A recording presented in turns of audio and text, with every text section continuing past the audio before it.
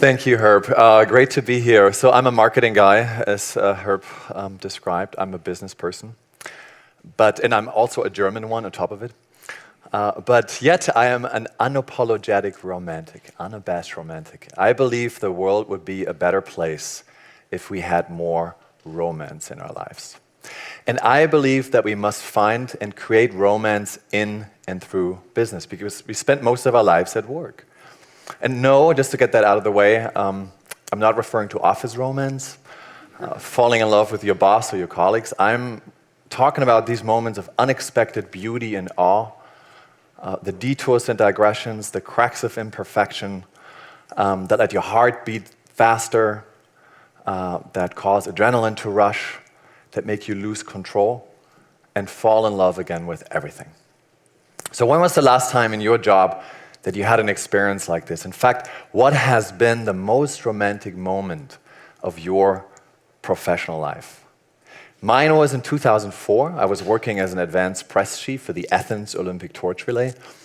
I was traveling to multiple cities worldwide. I was flying coach, pay was nominal.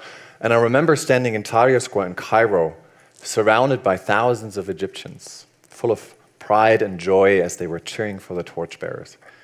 It was the first time that the Olympic flame had touched African soil. But I was also surrounded by the sponsors breathing down my neck as they were making sure to get bang for the buck. And it was all very strange, exhausting, and exhilarating, and yet I felt completely alive. And I realized in that moment that it is possible to find meaning in that tension between commerce and a beautiful idea like the Olympics. And that there was this intensity that I wanted to feel again and again and again in my career. But it's hard to keep the flame alight in business. You know, if you look at some of the studies, Edelman Trust Barometer shows that trust in business leadership is at an all-time low. A Gallup survey shows that only 13% of employees worldwide are fully engaged at work. And another study shows that on average, employees lose the initial enthusiasm after 6 months on the job. And that's not surprising, because at work we're expected to be flawless, consistent productivity machines. We're used to hearing you can only manage what you measure. And then these days, no matter which business publication you open, it's all about the algorithmic CEO, algorithmic hiring, the algorithmic corporation is the next big thing. Technology allows us to measure everything: our productivity, our relationships, even our happiness. It seems that only the measured life is a good life. And increasingly, we even outsource the most private, the most intimate aspects of our relationships to technology. From flirting, to dating, to mating, to fertility, to breakup, to divorce, there's an app for it, like Breakup Text, which sends automated text messages. Or this one, called Spreadsheets, that promises to enhance your performance in bed based on data analytics. This one's my favorite, called Invisible Boyfriend, and there's no invisible girlfriend for whatever reason. It's a web service that lets you rent a fake boyfriend who sends fake text messages, fake emails, and even makes fake phone calls, which might be welcome at the opportune moment. And soon, we might indeed be falling in love with our operating systems, as so beautifully depicted in the movie Her by Spike Jonze, about which the New York Times wrote, "The great question is not whether machines will be able to think. The great question is, will humans still be able to feel?" And indeed, when everything is measured, automated, standardized, made familiar, predictable, convenient, where do we find these profound experiences, those unexpected experiences that punctuate our routines? Where is the unknown? Where are the strangers? Where is the magic? We are at risk of engineering the romance out of our lives. Romance, which perhaps is the ultimate differential in a world of maximizers and optimizers. Now, I admit that sounds very grim and somewhat depressing. The good news is we've been at a point of such disenchantment before. I think, in fact, every 100 years, we're at a point of disenchantment. 100 years ago was the industrial age, Taylorism and bureaucracy. And then 100 years before that, it was actually the original Romantic movement. Byron, Keats, Wordsworth, the Romantic poets who touted emotion and mystery in response to the grip of reason, enlightenment, and the idea of an empirical truth. And today I would argue we need a new romantic movement. This time in business, and this time led by business people in response to the disenchantment caused by the datafication, the quantification of everything. I think that business people can be the new meaning makers, the new romantic poets of our time. Now you might wonder, so who is that mysterious business romantic? That all sounds rather lofty. What are the qualities of a business romantic? Who qualifies as a business romantic? Well, let's start by identifying those who aren't. The enemy of the business romantic is the cynic about whom Oscar Wilde famously wrote, he knows the price of everything, the value of nothing, right? Or the cynic like Donald Trump who says, it's business, not personal, it's business. The romantic believes that business is always deeply personal. And that's just one of the qualities that I described in a fictitious job description that I put out on Craigslist and other job posting sites. I wanted to test the market demand for the business romantic. And within a week, I received more than 100 applications. Really beautiful letters, paintings, poems, and some really heartbreaking letters that said, this is beautiful, this is exactly how I see myself in business. That's how I want to live in business. However, sadly, there's never going to be a company or an economy that would accommodate a person like this. And that encouraged me to think about the design principles of business romanticism, to envision a business romantic organization and what that might look like. So I created rules of enchantment, and I'm going to share 3 with them with you here today. Find the big and the small, keep the mystique, and suffer a little. So let's start with find the big and the small. From Mad Men, which sadly just ended in the US, I still haven't seen the finale yet, don't spoil it, to Casablanca, will always have Paris. Nostalgia really has been an evergreen in pop culture. But nostalgia is often misunderstood as a longing for a time gone by, when in fact it comes from the Greek terms nostos and algos, which means pain from an old wound. And it describes an aching for something essential, a profound truth that we have forgotten over time, that we seem to have disconnected from. And I think it is this sense of nostalgia that is at the core of, for example, the maker movement, the rise of local artisans, both of which are trying to overcome the alienation between maker and product. I think this sense of nostalgia is also at the core of our craving for the curators, for the modern-day versions of the old-fashioned concierge who treats us as unique individuals and offers us an escape path from the algorithmic recommendation engines.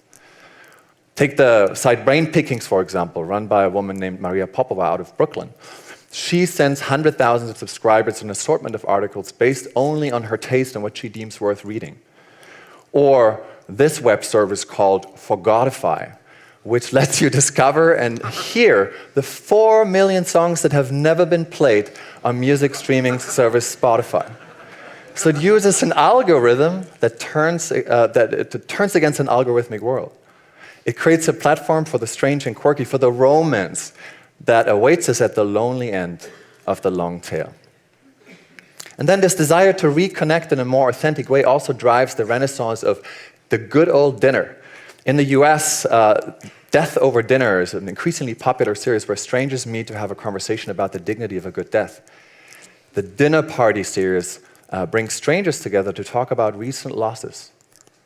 And then there's this experiment run by my friends Priya Parker and Anand Giridharadas called the I Am Here Days. So once a month, they gather friends and explore a neighborhood in New York City without digital devices, and they commit to spending 8 hours together, which can be very boring.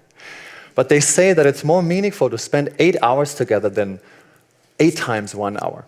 It's better to be thickly present rather than thinly distributed across a variety of channels and platforms. And of course, artists, we can learn a lot in that regard from artists. Performance artist Marina Abramovic had this exhibition called The Artist is Present at MoMA in New York, where she sat across from visitors 5 minutes at a time for a total of 716 hours, being really, literally, thickly present. So imagine what that might look like, this idea of thick presence, of authentic human connection at the workplace. If instead of having conference calls where we barely get a word in, we actually had thick days at work and locked ourselves into a room with one person for a whole day and really went deep. So all of these formats, I think, show that it's important to rekindle the human spirit in a digital age. And that we have to learn again to appreciate the beauty of things that don't scale and cannot be optimized. The second principle is called keep the mystique. Now, in a time when we're drowning in data and everybody touts the virtue of radical transparency, secrecy, mystery make experiences meaningful again. When everything is open, nothing is open. So what do we choose to close? What do we choose not to reveal? Secret cinema chooses not to disclose the movie that it's going to show. So it invites people to so-called mystery screening and then reveals the movie as it's being enacted. And two things are interesting. They're able to draw thousands of people to these mystery screenings, but also that at the end of the day, it doesn't matter what the movie is. The secret is the product. Mysterious is also, and romantic is also, what does not last, the fleeting moment. Hence, this rise of erasable, ephemeral media, Snapchat being the most prominent application. It brings us back to a time when forgetting was still possible. Or pop-up magazine, that stages an entire magazine on stage, live, without being recorded. Nothing arrives in your inbox only happens for the duration of one night. House of Genius is a series that brings together business professionals to have a conversation about business topics without disclosing the identity of the participants in the room. Prime Produce in New York even holds meetings in the dark, because oftentimes the best ideas happen in the dark. Ridiculous beats rational, right? We learned earlier. And then the latest thing from Silicon Valley, startup companies, secret rooms in their headquarters. Or, for team building, escape games, where you lock yourself into a room as a team and you have to find a way out. At NBBJ, the company that I work for, we even launched a secret society at work to explore the company's alter ego and give a platform to the contrarians, the rebels, the romantic renegades in our organization. And increasingly, there are organizations that are recognizing the value of these formats, that are organizing collectives such as Black Sheep, League of Entrepreneurs, Rebels at Work, or Corporate Rebels United. So all of these formats create a new form of scarcity, things and experiences that we can't possess, that don't last, that we don't fully understand. They restore friction and doubt in the world of total knowledge and seamlessness. And they prove that while knowledge might be power, not knowing might be the more powerful experience. And then the last and the final rule of enchantment, which is called suffer a little. Now, as you probably experienced yourself, romance is not identical with happiness. There's a dark side to it. You put skin in the game, you suffer a little bit.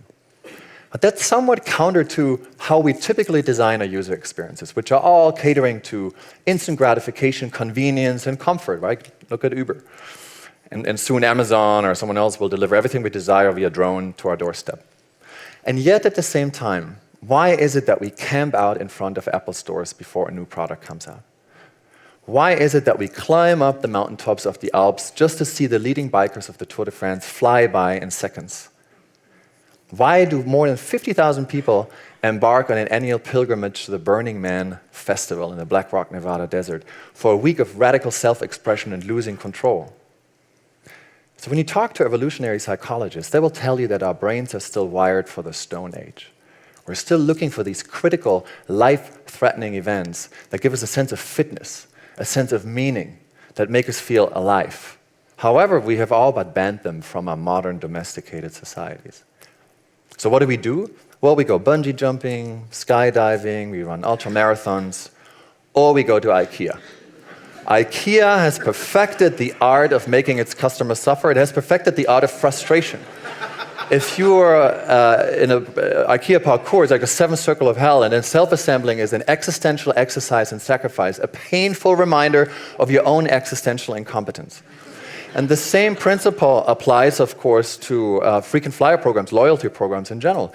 They're never about instant gratification because we never cash in. They're all about something very romantic, permanent unfulfillment. And then the nightclub, The Box in New York, if you buy the highest priced ticket, you end up in the kitchen doing dishes. So the more inconvenient the experience, the more meaningful it is. The more we sacrifice, the more we belong. So ask your customers, your colleagues, your partners to make an effort. Let them wait, frustrate them. Let them try harder so that they value what they cannot get and reap the ultimate reward, the desire intact, the thrill not gone. So these are the 3 principles of the rules of enchantment, and I hope that they illustrated the spirit of business romanticism. I really feel that we are shifting from a smart, connected age to a new romantic era in business and tech, where different attributes, different qualities are becoming more important, such as serendipity, emotion, subjectivity, and the celebration of our unquantified self over a quantified self. And in the smart, connected age, it was all about knowing, accruing as much knowledge as possible, data-driven adaptation, to then deliver with the utmost precision, right, to customers. And yes, we like convenience and comfort, but we love those renegades and rebels who give us a heavy dose of punch-drunk love. And I think in the business world, hopefully, we'll see a shift to a more romantic culture that allows us to be both vulnerable and delighted, to be wanderers in the fog and not just masters of the universe. And it comes with benefits, with business benefits as well. You're not innovative enough, or maybe you're not foolish, not romantic, not daring enough to imagine the possibility of another world. Your customers don't love you, or give them more than just solutions to problems. Your employees are not inspired, maybe purpose and perks do not suffice. Add some mystery, some adventure to the mix. And fight for your right to romance. I think it's a human right.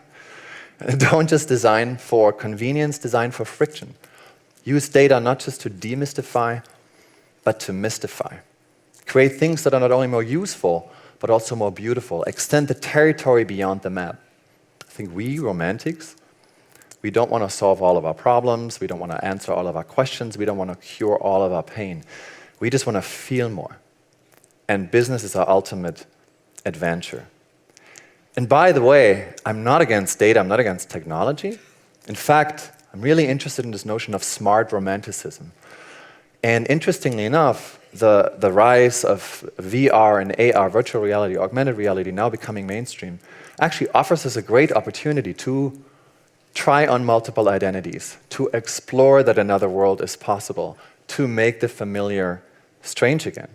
Romantic technologies really are the new technologies of a new romantic era in business and in tech. So I want to leave you with a quote by the romantic poet, here in the motherland, of course, of romance, William Wordsworth. To begin. It's kind of like a precursor to Nike's Just Do It. Build some romantic muscle. So here's a few things you can do. I am on this romantic quest that I call the Romantic 100. And the goal is really to bring romance to 100 companies over the course of the next year. Large corporations, medium-sized companies. I spoke at IBM, I was at UPS, Airbus, not companies you would normally associate with romance, but they're very receptive to it. If you want to sign up your company as well, just contact me. And then secondly, maybe just start using the term romance in a different way. Not in a dismissive, derogatory way. So often we hear, I'm a business person, I'm not a romantic. Use it in a positive way, as something that is really crucially important to business and to our lives. And then lastly, just begin to apply these principles, or maybe just one of these principles, tomorrow in your work, in your customer experience. And I promise you, something beautiful is going to happen. Thank you.